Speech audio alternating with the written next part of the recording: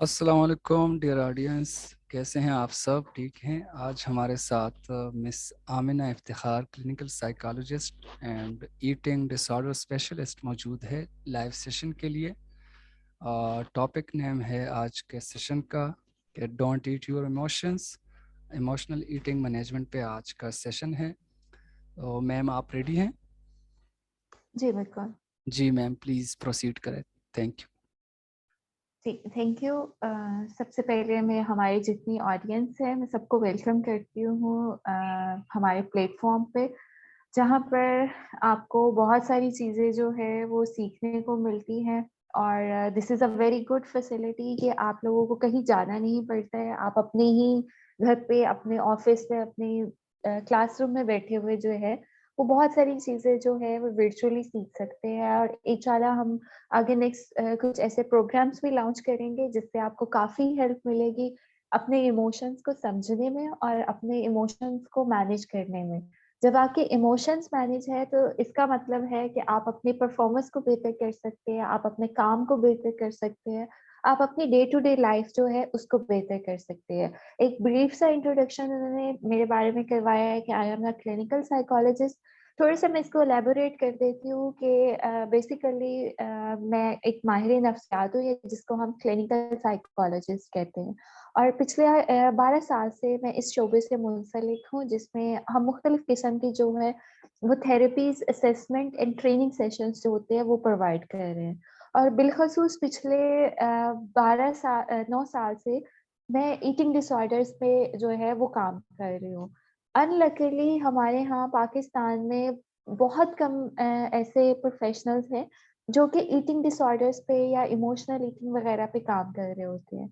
तो आज का जैसे कि आपको टॉपिक पता है कि डोंट ईट योर इमोशंस, और अगर आपकी इमोशनल ईटिंग है तो हम किस तरीके से उसको जो है वो मैनेज कर सकते हैं। और जितनी हमारी अभी ऑडियंस होगी, मैं चाहूँगी कि इस सेशन को मोर इंटरैक्टिव करें, कि आपके जो क्वेश्चंस होंगे, जो आपकी क्वेरीज़ होंगी, वो आप साथ-साथ पूछते जाएँ और मैं उसको साथ में ही जो है वो आंसर करती जाऊँगी।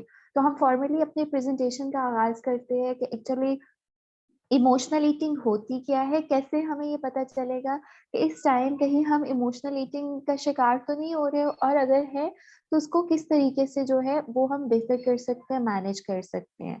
तो पहली चीज़ समझना ज़रूरी है कि actually what is meant by the word emotion, या हमारे हम जिसको इमोशंस कहते हैं, हम जज़्बात कहते हैं, उनका क्या मीनिंग होता है, वो किस चीज़ के बारे में हम बात कर रहे होते हैं।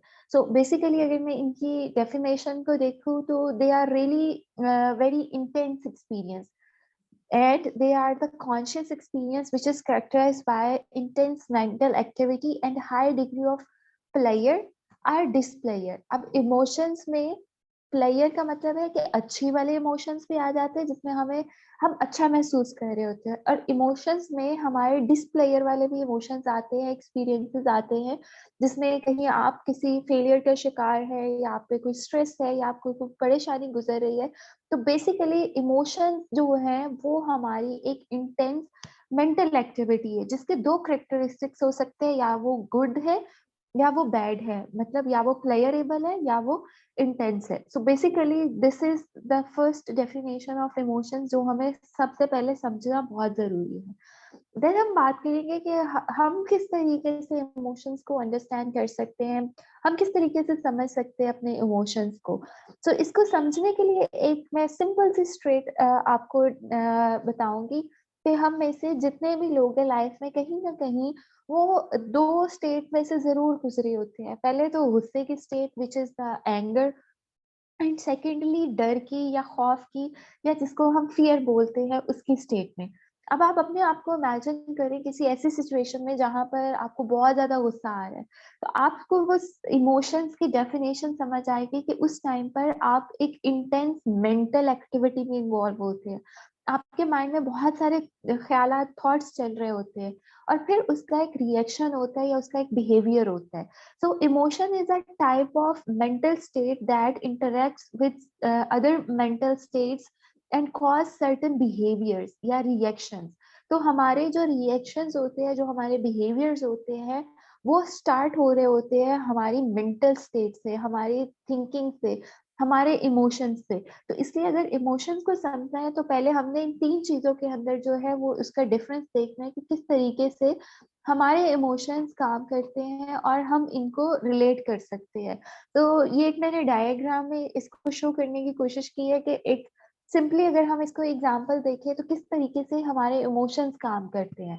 तो सबसे पहले हमारे इमोशंस को एक कोई स्टिमुलस चाहिए होता है, कोई ट्रिगर चाहिए होता है। जैसे फॉर एग्जांपल मैंने यहाँ पे मेंशन किया कि आपको सैड मूवी देख रहे हो या कोई सैड इंसिडेंट हुआ है या कोई आपको फेलियर का सामना करना पड़ा है, तो बेसिकली वो यहाँ पर आपका एक इमोशनल स्टिमुलस है या एक इमोशनल ट्रिगर है। जो कि आगे आपकी फीलिंग्स को ट्रिगर करता है या आपकी फीलिंग्स उसके बाद जो होती है वो आती है। अब फीलिंग्स में जब आपने कोई सैड मूवी देखी है तो आप डिस्पेयर होते हो, लो होते हो, आपको अच्छा फील नहीं हो रहा होता और उसका एक जो एक्सप्रेशन होता है या उसका जो एक बिहेवियर होता है या उसका जो एक रिएक्शन होता है, वो समटाइम्स आप बहुत डाउन होते हो, समटाइम्स बहुत सारे लोग मूवी या ड्रामा देखते हुए कुछ इमोशनल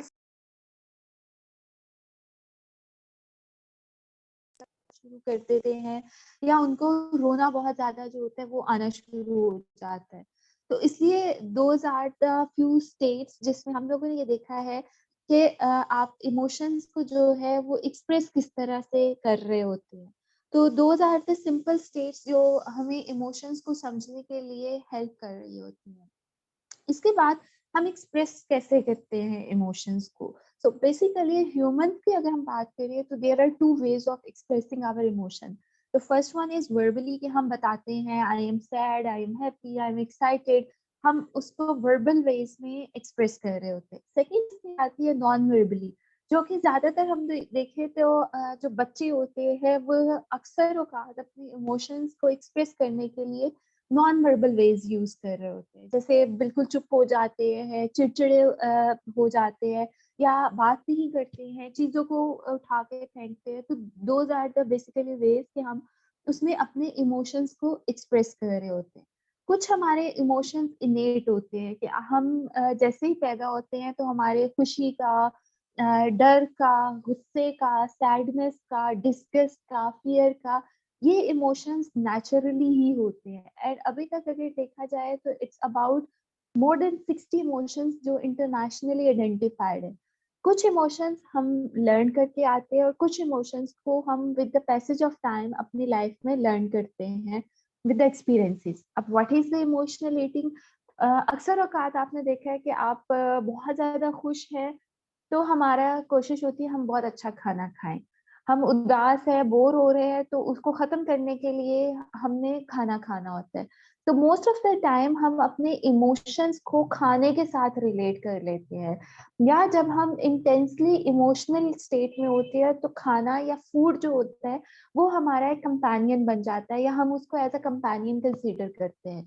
और अगर मैं इसकी फिजियोलॉजी की बात करूँ तो जब आप इमोशनल स्टेट में होते हो तो आपके एपेटाइट जो होता है वो ट्रिगर कर जाता है या आपकी जो भूख होती है वो ज्यादा हो जाती है। वो इसलिए ज्यादा होती है कि हमारा एक न्यूरल बैलेंस जो होता है वो चेंज हो रहा होता है। ड्यूरिंग द इमोशनल स्टेट आपके सेरोटोनिन पैदा होता है which is the stress hormone और वो हमारी बॉडी में एक इंसुलिन रेजिस्टेंस की क्रिएट स्टेट जो होती है वो क्रिएट करती है जिसमें एक सडन मैसेज आता है हमें कि आपने कुछ खाना है। तो this is the phenomena of emotional eating कि किस तरह से हमारी इमोशनल ईटिंग ट्रिगर होती है। Then the question is why we eat emotionally. So emotional eating is a reaction toward disturbed or intense emotions. Emotion divert us toward the compulsive eating के जिसमें हमने कुछ खाया है। जैसे बहुत सारे लोग चॉकलेट खा के उनको अच्छा फील होता है, कुछ लोग चाय पी के अच्छा फील करते हैं, कुछ लोग कॉफी को पीकर अच्छा बेहतर महसूस कर रहे होते हैं। So it's the compulsive reaction towards our emotion. Then emotional eating में आपके इम्पल्स कंट्रोल बहुत वीक हो जाता है या जिसको हम पुअर सेल्फ कंट्रोल बोल रहे होते हैं कि उस टाइम पे जो आपको एक ड्राइव आती है हंगर की या क्रेविंग्स आती है फूड की, आपने वो खाना होता है, आपका इम्पल्स कंट्रोल जो होता है वो बहुत अच्छा नहीं होता। देन इमोशनल ईटिंग में आपके जैसे मैंने भी पहले बताया है कि हमारी इंटेंस हंगर की फीलिंग आ रही होती है कि फौरन से कुछ खाएं और उस कुछ खाने में मोस्ट ऑफ द टाइम जो होता है वो हम हमेशा प्रेफर कर रहे होते हैं junk food.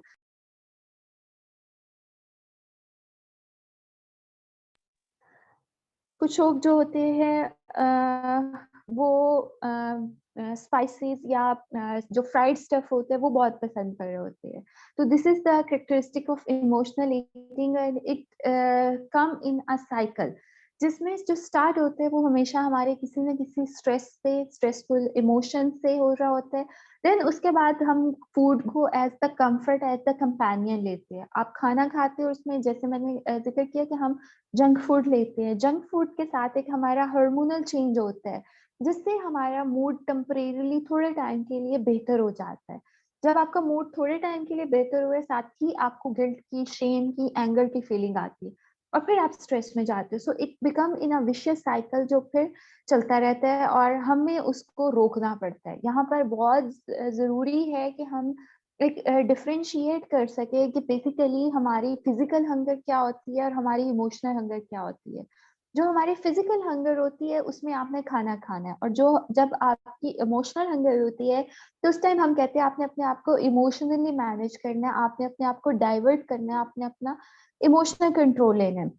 So emotional hunger जो होती है इट कम्स वेरी सडन, कि आपने अभी कुछ खाया है या खाने के बाद दिल करता है कि कुछ मीठा खा लें, कोल्ड ड्रिंक ले लें, कुछ इस तरह का खाएं। जो फिजिकल हंगर होती है वो बहुत ग्रेजुअल आती है। जैसे आपने सुबह 9 बजे नाश्ता किया है तो 12-1 बजे के करीब आपको भूख लगना शुरू हो जाती है। इमोशनल हंगर में आपकी जो सेटिस्फेक्शन होती है वो बहुत, आप इम्पल्सिवली आपका दिल करता है कि आप फौरन से खाएं। बट फिजिकल हंगर में ये होता है कि अगर खाना बन रहा है या आपने घर जाके खाना खाना है तो आप वेट कर लेते हैं। देन इमोशनल हंगर में ये होता है कि हमेशा कंफर्ट फूड होता है, जिसमें जैसे मैंने बताया कि कुछ लोग मीठा शौक से खाते हैं, कुछ लोग कैफीन के तरफ ज्यादा होते हैं, कुछ लोगों को फ्राई स्टफ पसंद होता है। बट फिजिकल हंगर में जो आपको रेगुलर घर में रोटी, सालन, दाल, चावल मिलते हैं, आप वो आराम से खा लेते हैं। इमोशनल हंगर जो होती है ये बहुत क्विकली आती है और आप बड़े जल्दी खा रहे होते हैं, इम्पल्सिवली, माइंडलेसली खा रहे होते हो। But on the other hand in physical hunger आप अपना खाना बड़े आराम से, जैसे आप रूटीन में खाते हो, माइंडफुली खाते हो। देन इमोशनल हंगर में आपकी फुलनेस की फीलिंग नहीं होती, आपकी स्टाइटी वैल्यू नहीं होती।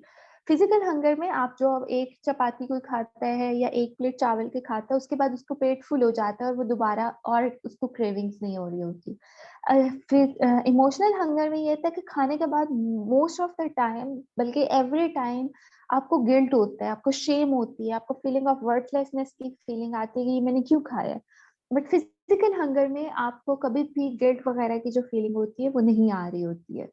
देन इसके कॉन्सिक्वेंसेस क्या है, हमें सबसे पहले, जब आप इमोशनल ईटिंग में होते हो, आप जंक फूड खा रहे हो, आप दिन में ज्यादा खाना खा रहे हो, तो ओबेसिटी या मोटापे के चांसेस जो होते हैं वो बहुत ज्यादा हो जाते हैं। इसी के बाद आपकी डाइट जो होती है वो डिस्टर्ब हो जाती है, आप बैलेंस डाइट नहीं ले रहे होते हो। देन आपका कंट्रोल जो होता है वो खत्म हो जाता है और आप जंक फूड की तरफ, या आपकी जो फूड क्रेविंग्स होती है वो बहुत ज्यादा हो जाती है। आपका इमोशनली देखा जाए तो गिल्ट की, सैडनेस की, एंजाइटी की, डिप्रेशन की, ये वाली सारी फीलिंग्स जो होती है वो आना शुरू हो जाती है। So it is really important कि अब हम सीखें कि इन सारी चीजों को हम मैनेज कैसे कर सकते हैं, कैसे इनसे अपने आप को बचा सकते हैं और अपने कुछ ऐसे लाइफस्टाइल में चेंजेस लाएं कि हमारी इमोशनल ईटिंग जो है हम उसको कम कर सकें। So this is the very important कि we need to learn how to handle the emotional eating. तो अब नेक्स्ट स्लाइड्स में मैं आप लोगों के साथ शेयर करूंगी कि किस तरीके से हम अपनी इमोशनल ईटिंग को मैनेज कर सकते हैं। तो इसमें जो पहली चीज हमने अपनानी है वो है ईट रेगुलरली। जब आप खाना स्किप कर देते हो तो हम सेल्फ पिटी में जाते हैं। नेक्स्ट टाइम हमें ये लग रहा होता है कि अगर मैंने सुबह का और दोपहर का खाना नहीं खाया तो नाउ इट्स माय टर्न, और उसमें फिर हम जो भी हमारे सामने आ रही चीज होती है हम वो खाना शुरू कर देते हैं। तो कोशिश करें अपने दिन का आगाज ही एक अच्छे नाश्ते के साथ, एक वेरी हेल्दी ब्रेकफास्ट के साथ करें। फिर मीनवाइल जो है वो फ्रीक्वेंट मील्स लें, स्नैक्स लें, जिसमें आपकी ब्लड शुगर लेवल बेहतर रहती है, तो आपके मूड बेहतर रहता है, आप अपने आप को बेहतर तरीके से जो है वो फंक्शनल रख सकते हो। तो कोशिश करें कि एटलीस्ट 3 to 4 आवर्स के दरम्यान में आप कुछ ना कुछ खाएं। आपका मेटाबॉलिज्म किक स्टार्ट रहता है, आपकी हंगर जो होती है वो सप्रेस रहती है, and you feel more energetic by eating regularly. Then इसमें प्रोटीन का और फैट्स का बहुत अहम रोल है। अब प्रोटीन और फैट्स क्यों जरूरी है? बिकॉज प्रोटीन्स में अमाइनो एसिड्स होते हैं जो कि बिल्डिंग ब्लॉक्स हैं हमारे न्यूरोट्रांसमीटर्स में। एंड न्यूरोट्रांसमीटर्स में अगर मैं मूड रेगुलेटर्स की बात करूँ तो उसमें सेरोटोनिन एंड डोपामिन आता है। तो इट इज वेरी इसेंशियल कि आप जो अपना मील ले रहे हैं उसमें आपकी प्रोटीन्स जो हों वो जरूर एडिड हों। देन इसके साथ ही आपके हेल्दी फैट्स जो होते हैं वो जरूर लें, बिकॉज हेल्दी फैट्स आपको ओमेगा 3 के रिच सोर्सेज दे रहे होते हैं। अब हेल्दी फैट्स में हमारे पकौड़े, समोसे, फ्राइज वो चीजें नहीं आती है। इसमें आपके प्लांट बेस्ड जो फैट्स होते हैं या आपके जो एनिमल सोर्सेज ऑफ फैट्स होते हैं जैसे चीज या बटर है या आपके नट्स आ जाते हैं, आपके सीड्स आ जाते हैं, उनका बहुत अहम रोल होता है जो आपके मूड को रेगुलेट करते हैं और आपकी फिजिकल एनर्जी को बेहतर करते हैं। देन कार्बोहाइड्रेट्स आते हैं जो हमारे फूड ग्रुप का एक बहुत अहम पार्ट होता है। तो इसमें हम जो सजेस्ट करते हैं कि अगर आप इमोशनल ईटिंग को कम करना चाह रहे हैं तो आप कॉम्प्लेक्स कार्ब्स पे जाए। जितने आपके सिंपल कार्ब्स होंगे जिसमें जितना हमारा बेकरी आइटम आता है, हमारा मैदा आ जाता है, वो सारी चीजें हाई शुगरी कंटेंट होती है। जैसे आप बेकरी में जाएंगे तो आपको डोनट्स मिलेंगे, ब्रेड्स मिलेंगी, केक्स मिलेंगे, इसी किस्म के बिस्किट्स, कप केक वो होते हैं जो कि थोड़े टाइम के लिए तो आपको एक अच्छा मूड बूस्ट देते हैं, बट लॉन्गर रन में उसके बहुत ज्यादा जो होते हैं वो साइड इफेक्ट्स आ रहे होते हैं। तो कोशिश करें फ्रूट्स, वेजिटेबल्स और कम्प्लेक्स कार्बोहाइड्रेट जिसमें होल व्हीट वगैरह प्रोडक्ट आती है वो इस्तेमाल करें, तो उससे आप अपने आप को बेहतर महसूस करेंगे। देन हाइड्रेशन का बहुत अहम रोल है। जहां पर मैं खाने की बात करती हूँ वहां पर ही, क्योंकि हमारी बॉडी की भी साइंटिफिकली हमारा 70% जो बॉडी का प्रोपोर्शन है वो पानी से बन रहा होता है। तो इसलिए कोशिश करें कि एडिक्वेट अमाउंट ऑफ वाटर ले, कैफीन की रिस्ट्रिक्ट करें इनटेक, और खास तौर पे सोने से पहले जो है वो कम से कम लें। स्वीट बेवरेजेस का इस्तेमाल कम से कम करें जिसमें Fiji drinks, Cola drinks, soda drinks सब आ जाते हैं। तो इसलिए आप अपने आप को रेगुलर जो है वो कोशिश कीजिए कि अपनी हाइड्रेशन में पानी एटलीस्ट 8 to 12 ग्लासेस जरूर ले। देन इमोशनल ईटिंग में आपकी स्ट्रेस बहुत मेजर रोल प्ले कर रही होती है। जितना आप नेगेटिव सोचेंगे उतनी ज्यादा आपका एक ऑटोमेटिक रिएक्शन बन जाता है कि आपके माइंड ट्रेंड हो जाता है, जो उसकी ब्रेन केमिस्ट्री है वो आपको पॉजिटिव साइड्स के बजाय उसके नेगेटिव साइड्स की तरफ जो है वो ज्यादा लेकर जाती है। और स्ट्रेस को कम करने के लिए अल्लाह की तरफ से एक हमारा ऑटोइम्यून सिस्टम होता है जिसको सेल्फ डिफेंस मैकेनिज्म बोलते हैं। तो हम खाने की तरफ या अनहेल्दी पैटर्न ऑफ कॉपिंग की तरफ जो है वो जाना शुरू कर देते हैं। अगर आप डिप्रेस्ड है तो कोशिश करें अपनी लाइफ में कुछ ऐसी एक्टिविटीज रखें, कुछ ऐसे लोग आपके इर्द गिर्द जरूर हों जिनसे आप बात करके बेहतर महसूस करें। अगर आपके घर में कोई पेट है उसके साथ टाइम गुजारे, या आप अपनी फेवरेट फोटोज देख सकते हैं, आप पास्ट गुड मेमोरीज को रिकॉल कर सकते हैं। अगर आपको एंजाइटी हो रही है तो सबसे ज्यादा आपको हेल्प करती है फिजिकल एक्टिविटी जिसमें आप ब्रिस्क वॉक करें एटलीस्ट 15 to 10 मिनट्स, या स्ट्रेस स्क्वीजिंग बॉल्स होते हैं वो भी आपको एंजाइटी मैनेज करने में काफी हेल्प कर रहे होते हैं। अगर आप एग्जॉस्टेड है तो कोशिश करें कि एक कप ऑफ टी जरूर लें। आप बाथ ले सकते हैं या wrap yourself in a warm blanket के आपको अच्छा महसूस हो। देन अगर आप बोर हो रहे हैं कोई अच्छी बुक पढ़े, आप आउटडोर एक्टिविटीज को एक्सप्लोर करें और वो एक काम करें जो करके आपको अच्छा लग रहा होता है, आप बेहतर महसूस करते हैं इमोशनली। देन हमारी कुछ इमोशनल नीड्स होती है जिनके बारे में हमें बहुत कॉन्शियसली देखना होता है कि आपके पास कुछ इमोशनल टूल बॉक्स होना चाहिए कि हर इंसान की लाइफ में चेंजेस आ रहे होते हैं with some goods and with some bads. तो कोशिश करें आप अपने आप को कुछ ऐसे स्किल्स जरूर दें जो आपको आपकी स्ट्रेस को मैनेज करने में हेल्प कर सकते हैं। तो अगर मैं इमोशनल टूल बॉक्स की बात करूँ तो कुछ लोग ऐसे होते हैं जिनके लिए बुक रीडिंग एक बड़ा हेल्दी एक्टिविटी होती है। आप फिजिकली एक्टिव हो सकते हैं, आप अपने कुछ स्पेशल ऐसी एक्टिविटीज डिजाइन कर सकते हैं जिसमें आपकी कुछ चैरिटी हो सकती है, कुछ सोशल वर्क हो सकता है जिसमें आप उसके बाद अपने आप को बेहतर महसूस करते हैं। तो अगर हम इन चीजों को अपनाते हैं तो आप देखिए कि आपकी लाइफ में काफी बेहतर चेंजेस जो हैं वो आ सकते हैं। आप अपने आप को इमोशनल ईटिंग से रोक सकते हैं और अपने हेल्दी लाइफस्टाइल की तरफ खुद को लेके जा सकते हैं। So thank you so much. अगर आप लोगों के कोई क्वेश्चंस है, क्वेरीज है तो now you are open to ask.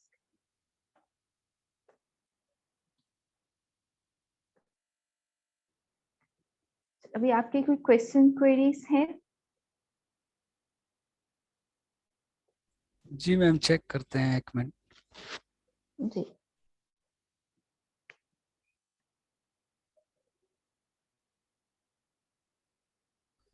Ji ma'am, एक क्वेश्चन है कि हम इस कोर्स को अगर ज्वाइन करते हैं तो ये कितने ड्यूरेशन का कोर्स होगा? देखिए, इसमें हमारे मल्टीपल कोर्सेज है। जो हमारा मिनिमल कोर्स है वो 4 वीक से स्टार्ट होगा, और जो हमारे बाकी इसमें ट्रेनिंग कोर्सेज है वो 3 to 6 मंथ के हैं। ओके। और मैम, इस कोर्स को करने के बाद मतलब इसको जस्ट इस फील्ड वाले ज्वाइन कर सकते हैं, या इससे हट के भी मतलब किसी भी फील्ड के लोग जो है वो ज्वाइन कर सकते हैं अपने डेली लाइफ को चेंज करने के लिए? देखिए, इसमें मैं तो सजेस्ट करूंगी जितना अच्छा हमारा इमोशनल कंट्रोल होगा, जैसे मैंने शुरू में ही कहा है, कि उतनी ज्यादा सक्सेसफुल हम अपनी लाइफ में हो सकते हैं। तो it is for general public कि उसमें हम सब लोग आ सकते हैं, उसमें स्टूडेंट्स भी आ सकते हैं, उसमें प्रोफेशनल्स भी आ सकते हैं, उसमें हमें सब लोग ज्वाइन कर सकते हैं। अगर प्रोफेशनल्स होंगे तो उन्हें ये इसलिए हेल्प करेगा कि वो अपने प्रैक्टिस को बेहतर कर सकते हैं। जब उनके पास ऐसे क्लाइंट्स आए तो वो उनको बेहतर रहनुमाई फ्राहम कर सकते हैं। और बाकी हमारे जनरल ऑडियंस के लिए इस सेंस में हेल्पफुल है कि हमने इमोशंस और खाना, ये वो चीजें हैं जिनके साथ हमारा डेली एक्सपोजर होता है। तो जब हम अपने इमोशंस को समझेंगे और उनको मैनेज करना सीखेंगे, तो ये हम सबके लिए बहुत बेनिफिशियल है। और जैसे कि मैंने उसकी बताया था कि क्या क्या साइड इफेक्ट्स हैं, जिसमें ओबेसिटी है, गिल्ट है, डिप्रेशन है, एंजाइटी है, तो हम उन सारी चीजों से अपने आप को बचा सकते हैं। और सरप्राइजिंगली अगर मैं बात करूं तो पाकिस्तान मोटापे में या ओबेसिटी में all over the world 9 number पर है। इसका मतलब ये है कि हर घर में 2 से 3 अफराद वो जरूर होंगे जो कि इमोशनल ईटिंग या मोटापे का शिकार है। तो इसलिए I must suggest and encourage all of you कि आप हमारे नेक्स्ट इस कोर्स को जरूर ज्वाइन करें, ताकि आप अपनी लाइफ को बेहतर कर सकें। जी मैम, और शॉर्टली ऑडियंस पूछ रही है कि शॉर्टली इस कोर्स के आउटलाइंस जो है वो अगर आप वर्बली डिस्कस करें शॉर्टली। जी बिल्कुल, इसकी हम लोग जो कोर्स कंटेंट होगा वो शेयर भी कर देंगे, जिसमें हम पूरे इसको बता देंगे कि इसमें क्या क्या चीजें होंगी। इसमें कुछ हमारे लेक्चर्स होंगे, जैसे आज एक बहुत बेसिक सा इंट्रोडक्शन था जिसमें कोशिश हमारी ये थी कि हम वो सारी चीजों को कवर कर लें। तो हम स्टार्ट इसकी फिजियोलॉजी से करेंगे, जिसमें लेक्चर्स होंगे, वर्कशीट्स होंगी। फिर हम इसकी असेसमेंट इसमें कवर करेंगे, जिसमें डिफरेंट टूल्स हम बताएंगे, और जो हमारे पार्टिसिपेंट्स होंगे उनके उनकी असेसमेंट भी हम करेंगे। और एंड पे हम इसकी मैनेजमेंट करेंगे, जिसमें कुछ डाइटरी सोर्सेज ऐड होंगे, कुछ इसमें साइकोथेरेपी की थेरेप्यूटिक ऑप्शंस होगी, जिसमें cognitive behavioural therapy, CBT, and dialectical behavioural therapy, DBT, and mindfulness पे हम फोकस करेंगे। और लास्ट में आप लोगों की एक एवेल्युएशन होगी, and after that you will get the certification. Okay ma'am, thank you very much for your timing. इंशाल्लाह थैंक नेक्स्ट यू। सेशन में फिर इन ऑडियंस के साथ दोबारा से मुलाकात भी होगी, ऑनलाइन सेशन इनके साथ दोबारा होगा। तो इंशाल्लाह। जी, अभी रिसेंटली और कोई क्वेश्चंस नहीं आ रहे। जैसे भी क्वेश्चन आएंगे हम आपको फॉरवर्ड करेंगे, आप फिर सबको जवाब दे देंगे। ठीक है ma'am? Sure. Sure, thank okay you ma'am, जी, अल्लाह थैंक यू, हाफिज। अल्लाह हाफिज़।